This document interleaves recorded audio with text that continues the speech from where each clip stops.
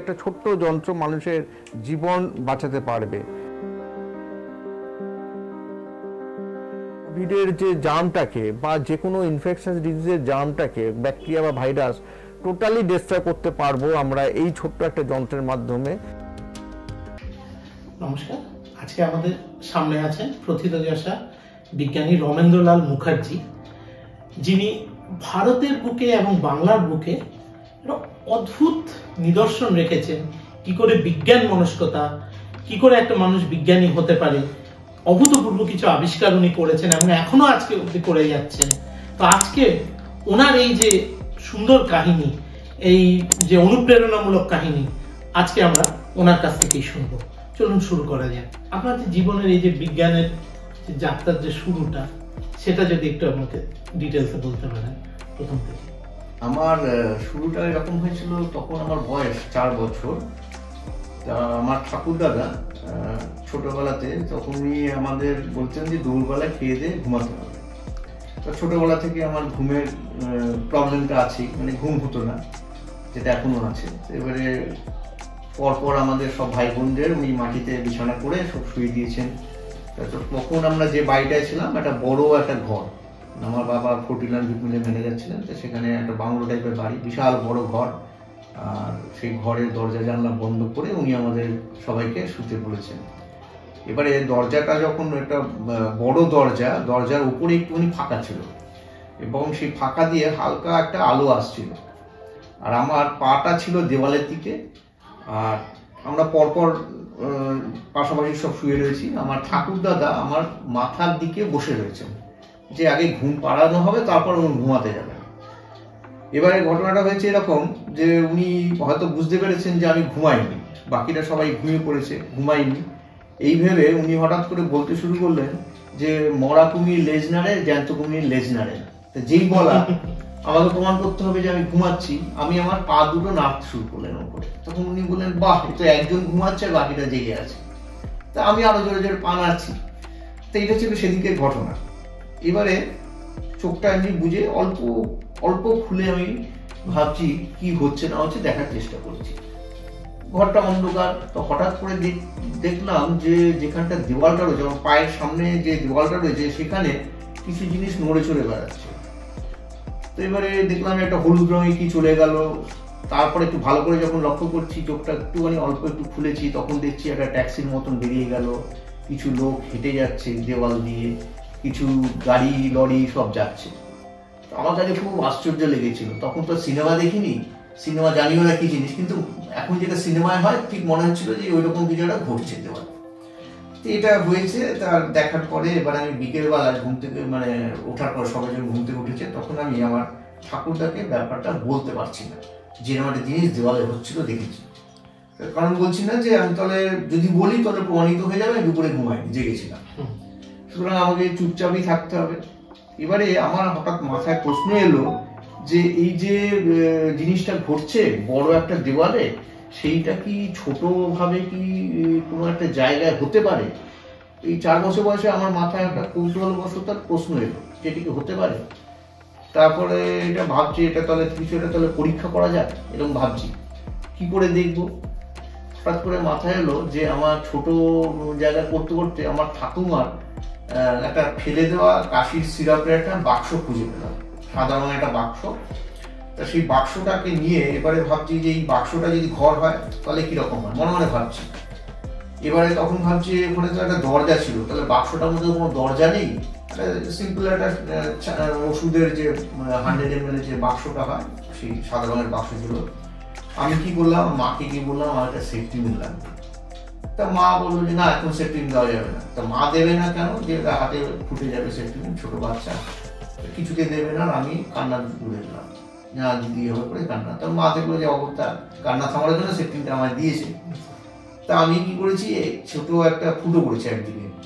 মাথায় যেমন চিন্তাটা হচ্ছে যে দরজাটার যে আলোটা আসছে, যদি এখানে একটা দিয়ে ফুটো করলে এখানে আলোটা ঢোকে, তা ফুটো তো হয়ে গেল। তারপরে আমি ভাবছি যে আমি তো ঘরের মধ্যে শুয়েছিলাম, তো এখানে তো আমি ঢুকতে পারবো না, যে ভেতরে কি হচ্ছে দেখবো কি করে।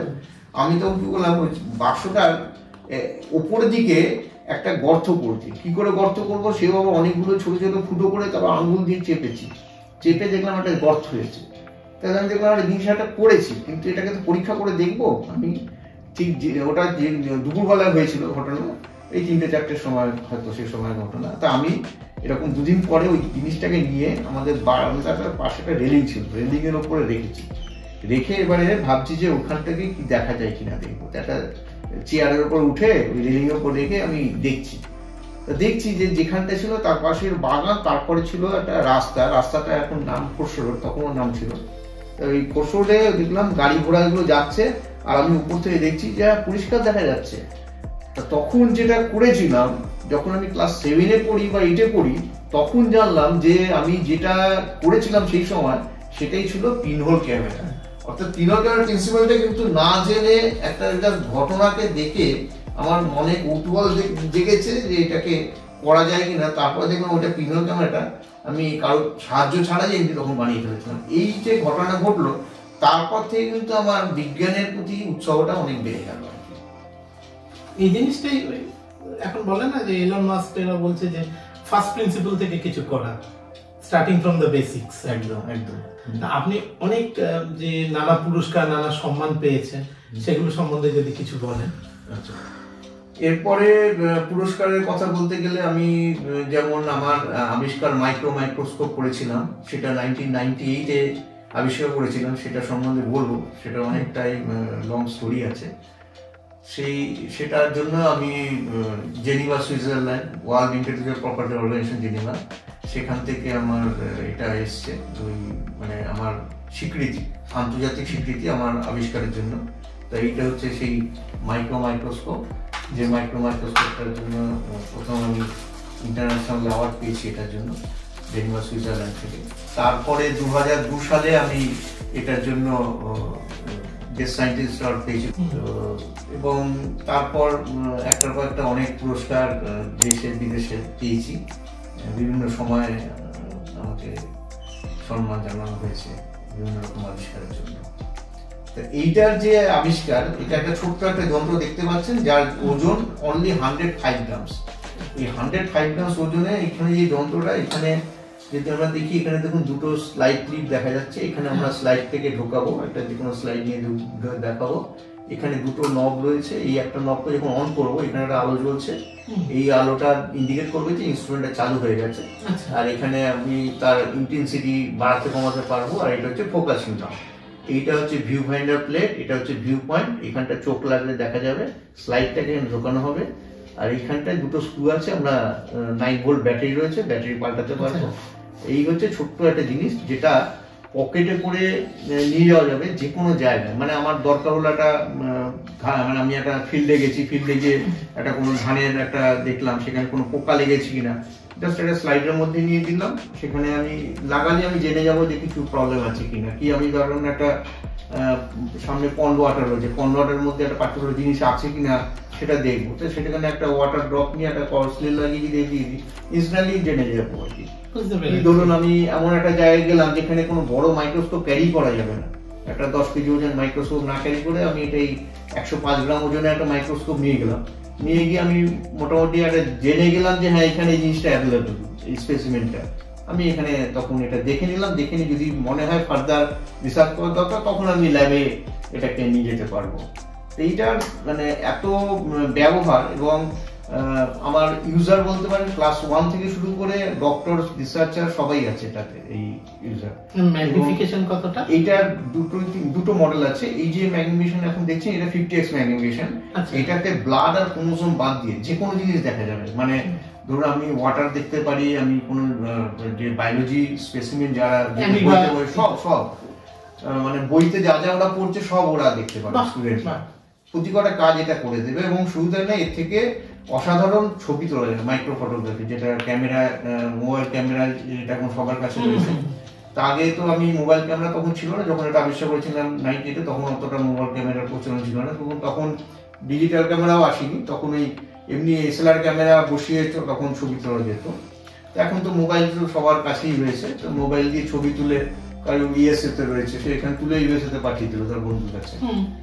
তো এটা মানে এডুকেশনের দিক থেকে একটা বিরাট অবদান এই যন্ত্রটা। এবং সারা পৃথিবীতে নিয়ার অ্যাবাউট 60,000 ইউজার এটার আছে। আচ্ছা আচ্ছা, গ্লোবালি। এটা মার্কেট কে করছে, আপনি করছেন? মার্কেট এটা মানে এখন আমার কাছ থেকেই হয় আর কি, এবং বিদেশের বড় বড় সংস্থা তারা এসেছিল আমার সঙ্গে কথা বলে যাতে করে এটা তারা আমার পেটেন্টটাকে নিয়ে কাজ করে, কিন্তু আমি তখন দিইনি এই কারণে, কারণ এই যন্ত্রটা অনলি 850 রুপিসে আমি দিচ্ছি, 850 টাকা একটা ছোট্ট একটা যন্ত্র।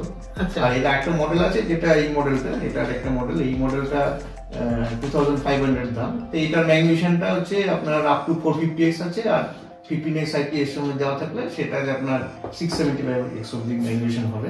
আচ্ছা, এবং এর ক্লিয়ারিটি আপনার একটা 50,000 মাইক্রোস্কোপের থেকেও ভালো আর কি। এর যে এটা লেন্সটা তো শুধু এইটুকুর মধ্যে, এটা লেন্স বলতে কনভেনশনাল কোন লেন্স নয়, এটা পুরোটাই আমার নিজস্ব ইনভেনশন আর কি। ফ্রেশনেল বা না না না, এমনি যে পদ্ধতিতে লেন্সের কাজগুলো হয় সেই পদ্ধতি এখানে ব্যবহার করা হয়নি। আচ্ছা আচ্ছা, এটা আমার ইনভেনশনের একটা পার্ট। আর সবচেয়ে বড় কথা, এতে কোনো রকম নরমালি লেন্সে যেটা ফাঙ্গাস ধরে যায়, হ্যাঁ মানে আমি রেখে দিলাম বা ক্লিন করলাম 6 মাস পরে এটা হয়ে যাবে। এটা যারা প্রথম ইউজ করে যেত 1998 এর ইউজার, তারাও এখনো এটা ব্যবহার করছে। অনলি আর কি ব্যাটারি আছে, দুটো স্ক্রু ব্যাটারি পাল্টে নিতে হবে এটা। আর এটা হচ্ছে যে যাই একবার ইউজ করেছে সে আর মানে সেটা খারাপ হওয়ার যোগ্য না, মানে মানে এরকমও দেখা গেছে যে বাবা ইউজ করেছে তারপরে ছেলে ইউজ করছে। আচ্ছা, এটা একটা মসকুইটো দেওয়া রয়েছে, এখানে স্লাইড বানানো রয়েছে। আচ্ছা, এই মসকুইটোটা আমি এখানে লাগালাম। এখানে দেখুন মানে পুরো এত ডিটেল, এটা ফোকাসিং যদি মনে হয় ফোকাসিং করতে হবে, ফোকাসিং করে নেবেন। আচ্ছা, এটা রেড কালারের স্টেইন করা রয়েছে। অ্যামেজিং। কি ধরুন এরকম হয় যে আমি নর্মালি বিভিন্ন জায়গায় বাচ্চাদের বলি যে ওদেরকে কেউ একটা কেক দিল, বিস্কুট দিল, ওরা খেয়ে নেয়, কি মিড ডে মিলে খাবার খাচ্ছে খেয়ে নিচ্ছে, কিন্তু আমি ওদেরকে বলি তোমরা সবসময় ভালো করে সাবান দিয়ে হাত দিয়ে খাবে। কিন্তু আমি যদি মুখে বলি কেউ খাবে না, বাচ্চাদের গার্জিয়ান বললে খাবে না, মিস বললে ম্যাডাম বললে খাবে না, ওদেরকে তখন কি করি হাতে একটু জল দিই, জল দিয়ে আমি বলি এরকম করে দিয়ে একটু জল স্লাইডে দিলাম, দিয়ে বলো তুই দেখ এবার কি আছে। ও একদিন দেখবে, তারপরে ওটা রেগুলার হ্যাবিট হয়ে যাবে, হাত দিয়ে ভালো করে সাবান দিয়ে হাত দিয়ে তারপর খাবে। এইটা হচ্ছে এটা একটা অ্যানাদার যে হেলথ অ্যান্ড হাইজিনের ব্যাপারটা, এটা সবাইকে মানে শেখাচ্ছে আর কি। আসলে কি I think it addresses a very big problem with science, যে বাচ্চা ছেলেমেয়েরা বিজ্ঞান অধিকাংশ পড়ে বিচার না করে, তারা বইতে লেখা আছে পড়লো, এক্সামে উগরে দিল, and that is about it.